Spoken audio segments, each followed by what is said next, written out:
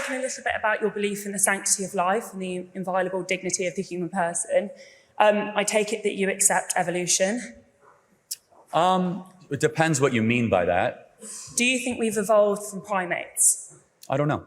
Okay. But I do believe in the biblical account of creation.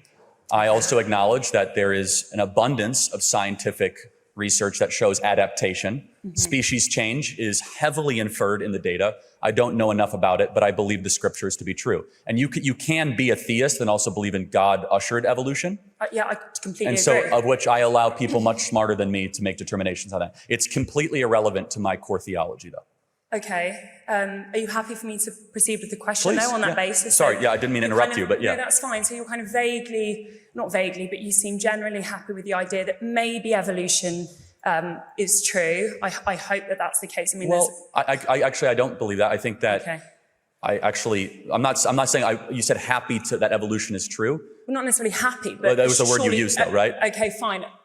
Willing to accept that based on the evidence, evolution is a fact. No, I'm not saying it's a fact. I'm actually, again, I say I'm open to have my mind moved, and I look at the data, but I believe, given the abundance of equal data that atheists must reckon with, that there is a fine-tuning problem to our existence that I believe warrants that there is a God, intelligent life came from a God, and I believe the scriptures to be true. That in the creation account, there is an allowance to say that God created the heavens and the earth and allowed us to either evolve through species.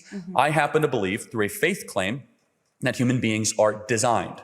What that means is designed over a long period of time or designed immediately. That's for people smarter than me to determine. Fine. I suppose what I'm getting at is if you believe in the sanctity of life and that there is something fundamentally different between the life of, say, for instance, a human being and the life of an animal, does that not make that claim slightly arbitrary? What is personhood based in, if not? Oh, yeah. So do you see what I'm getting at? Sort of. The scriptures say, though, that God created humans, male and female distinct. They're the only ones in Genesis 1:26, 1:27 to made in the image of God. Right, and exactly. So he called animals good, but they are not image bearers. Okay, but that word create is barach in Hebrew, and it's not clear whether or not that is created in an instant over a long period of time.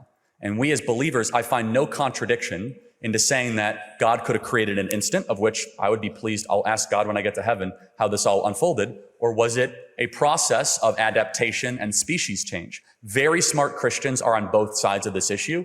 And so there's what we call in Christianity closed-hand theological issues and open-hand theological issues. Closed-hand issues would be like the resurrection of Christ, the Trinity, and then there's open-handed, which would be like eschatology or the Eucharist or the creation account. This one allows, given the verbiage, it could be either way. Fine. I think just, I don't want to take up too much time then, but just kind of on that, you were talking a little bit about Christian values, and I'm intrigued by that. I get the sense that you're very much motivated by your faith. To what extent do you think Donald Trump embodies gospel values? So, he reminds me very much of Samson in the Bible. Both had, you can laugh. How many of you guys actually know about Samson? Great hair. He was a man willing to fight for a cause greater than he, despite some of his own moral troublings and moral missteps. All throughout the Bible, from King David to others, there are plenty of Abraham. Moses murdered somebody. How many people knew that? Moses murdered somebody. How dare you? You could say a lot. Donald Trump has never murdered anybody. But Moses is like the most revered man in Judaism. He was a murderer in Egypt. He took someone aside and just slammed him in the head and actually had to flee all the way to Midian because of it. We're all flawed. We all have original sin. How do I reconcile what he's doing with gospel values? Well, for instance, I mean, the gospel values to me would be, humility, compassion, forgiveness. Does he live according to those values, do you think? I actually, at times, I will say, he's far more magnanimous than people will give him credit. None of us are able to fill all those values. I will say some values that I think he does fulfill. He is a truth teller. And the gospel says very clearly that telling of the truth is one of the most fundamental things, the spoken word. So I'm not going to spend time here defining every moral decision that Donald Trump has made or not made. I am equally a sinner as Donald Trump. We all are. We all fall short of the glory of God.